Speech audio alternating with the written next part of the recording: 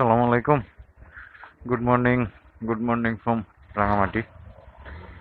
আমরা রাঙামাটি থেকে বের হয়ে যাচ্ছি। বিসমিল্লাহির রহমানির রহিম। আমরা রাত্রে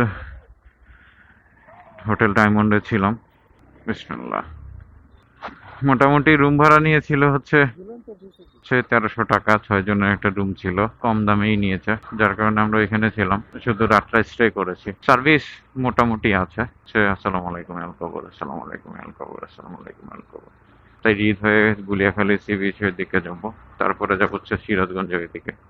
তো সকালবেলা চলুন আগে একটু যাই, ঘুরি।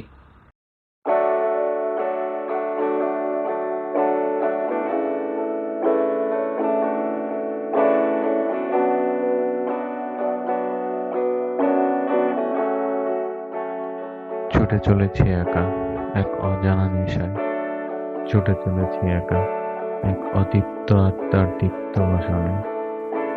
আমি তো বেছেই নিয়েছি, আমার কোনো অতীত নেই, নেই কোনো ভবিষ্যৎ।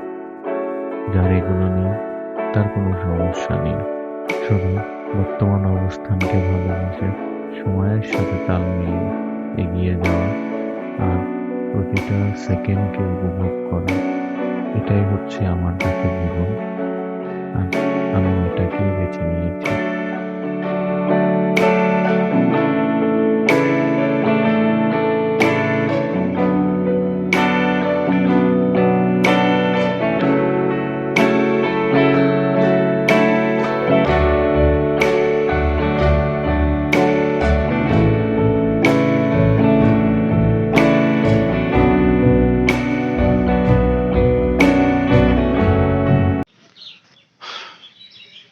আমরা এই মুহূর্তে আছি হচ্ছে পলয়েল পার্কে। এটার বিশেষত্ব হচ্ছে লেকের পাড়ে আপনার হচ্ছে একটা কটেজ। এই যে লাল যে রুমগুলো দেখতেছেন, এগুলো এক একটা কটেজ। এগুলোতে আপনি যদি রাত্রে থাকেন, সকালবেলা হয়তো বারান্দা খুললে দেখতে পারবেন যে আসলে মানে পুরো একটা নদীর ভিতরে, লেকের ভিতরে আপনি শুয়ে আছেন। একটা অন্যরকম একটা ফিল আসবে। এটা হচ্ছে পলয়েল পার্ক। ট্রলারে ঘুরতে পারবেন।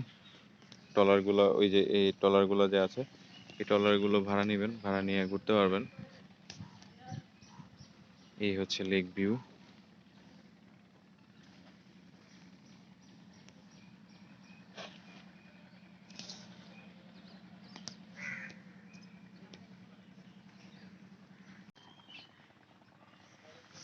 জুম করতেছি।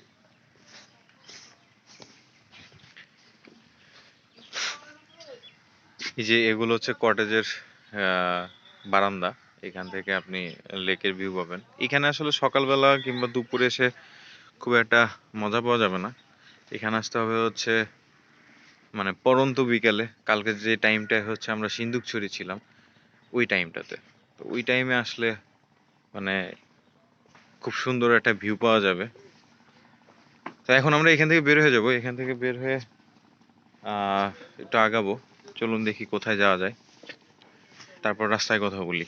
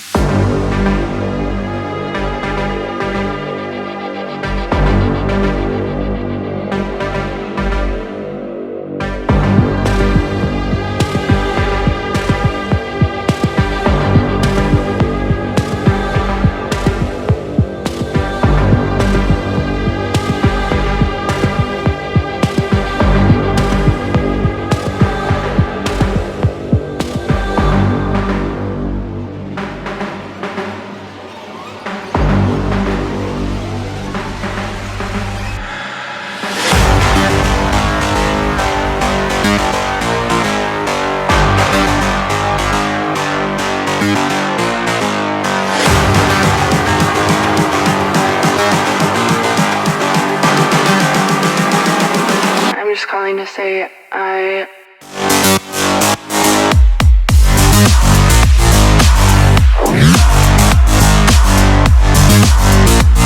say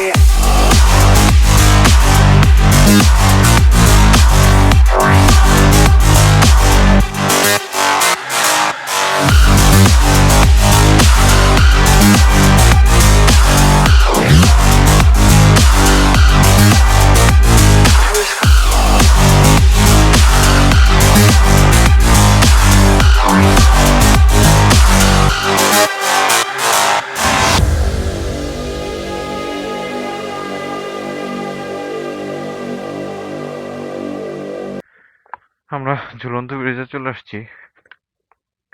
মানে আমার কাছে কেন জানি মনে হয় যে প্রত্যেকটা পর্যটন এরিয়াতে পার্কিং প্লাস হচ্ছে মানে পার্কিং এর জন্য একটু বেশি টাকা রাখে। এইখানে 30 টাকা পার্কিং, আর হচ্ছে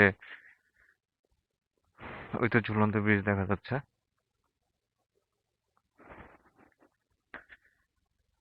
আর হচ্ছে জনপ্রতি হচ্ছে 20 টাকা করে। আর বোটে যদি ঘুরি সেক্ষেত্রে তো আলাদা চার্জ। এটাই হচ্ছে সেই ঝুলন্ত ব্রিজ।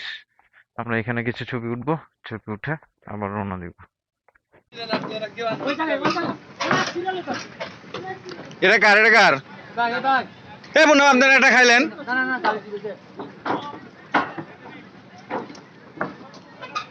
হ্যাঁ, আপনারা বললেন এটা খাইবেন না? দেই কেমন লাগে।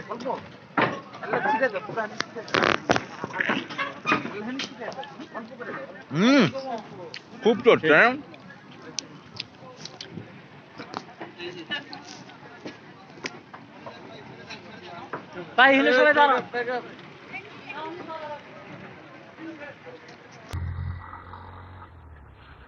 বন্ধুরা আমরা ঝুলন্ত ব্রিজে আনারস খাইলাম। আনারস খেয়ে এখন ওইখান থেকে বের হয়ে আমরা সরাসরি যাচ্ছি হচ্ছে রাউজান দিয়ে, মানিকছড়ি দিয়ে, রাউজান দিয়ে চট্টগ্রামে গুলিয়াখালী সি বিচে যাব। রাস্তাটা অনেক ভালো লাগতেছে। আসলে রাঙামাটিটা আসলে মিক্স রোড, কারণ এখানে পাহাড়, পানি, মানে দুইটাই পাবেন। আর বান্দরবন আর হচ্ছে আপনার খাগড়াছড়ি এগুলোতে পাহাড় আছে। এই যে এখন আমি যে রাস্তায় যাচ্ছি এটা তো রাঙামাটির ভিতরে, এই পাহাড়গুলো দেখতে পাচ্ছেন। আমরা এখন সরাসরি ইয়েতে যাব, চট্টগ্রাম যাব। চট্টগ্রাম আর মনে হয় 55-56 কিলো মতো হবে। বাট রাস্তাগুলো অনেক ভালো লাগতেছে।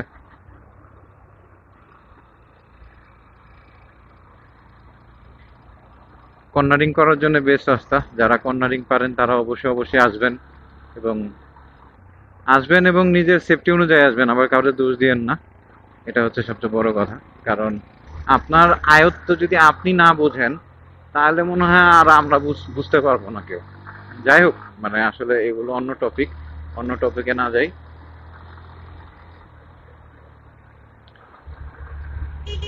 তো পাহাড়ি আঁকা বাঁকা রাস্তায় যাচ্ছি টুক টুক টুক টুক টুক টুক করে। দেখা যাক কতক্ষণ লাগে। সকালে নাস্তা করতে হবে, সকালে নাস্তাটা করা হয়নি। সামনে যে কোনো একটা হোটেল পেলে হয়তো সকালের নাস্তার জন্য বসে পড়বো। ওয়াও, জোস লাগতেছে।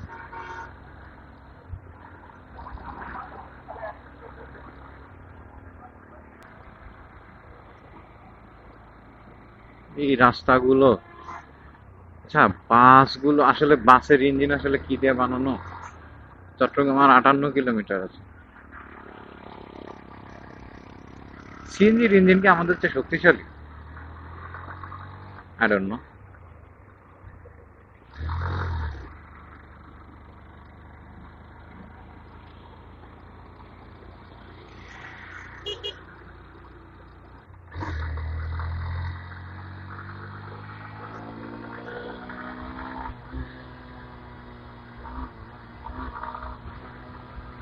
ওই যে রাস্তা,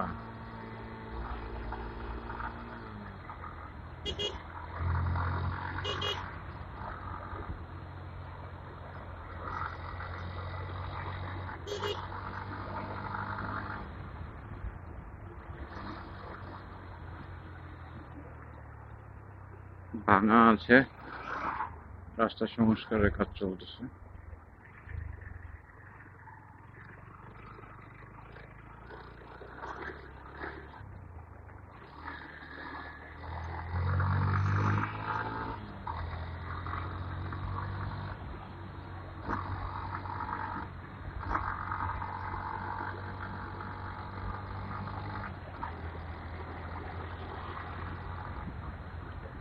বাহ, পাহাড়টা অনেক উঁচা।